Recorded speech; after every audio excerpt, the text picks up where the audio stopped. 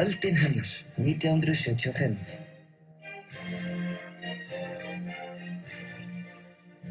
Tónlist hefur gegnt stóru hlutverki í andófs- og aðgerðahreyfingum í gegnum tíðina. Íslenska kvennahreyfingin eignaðist sitt eigið lag sem svo sannarlega hafði sameinandi áhrif og hljómar enn sem einkennislag þessarar mikilvægu byltingar. Lagið skapaði sterka sjálfsmynd hreyfingarinnar og blés baráttu eld í brjóst kvenna á þessum áratug og alla tíð síðan.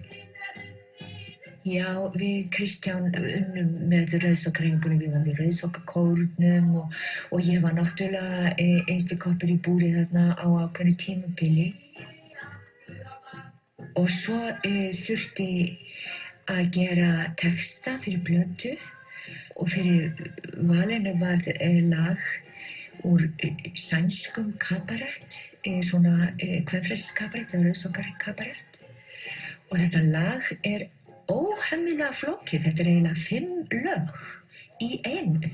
Það skipt takt og það skipt melódíu og þetta bara alls ekki einfalt lag og það ekki mjög leikrænt.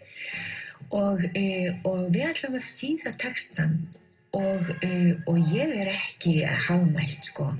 Bara get ekki lamið sama vísu en Kristján, maðurinn minn alveg rosalega vel hagmæltur og bara ágætt skáld og svo bara gerðum við þetta saman.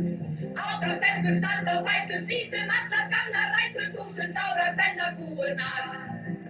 Ef einstaklingurinn virkur verður fjöldinn okkar styrkur og við gerum ótal breytingar.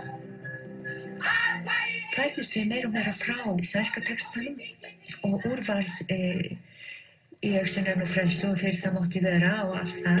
Í augsinn nú frelsi og fyrir það mátti vera. Og hann fluttur á kvennafrídaginn og hefur orðið svona einkennissöngur rauðsokka. Og seinna börnin segja, svo nönnum úr heimsaði til. Já, seinna börnin segja,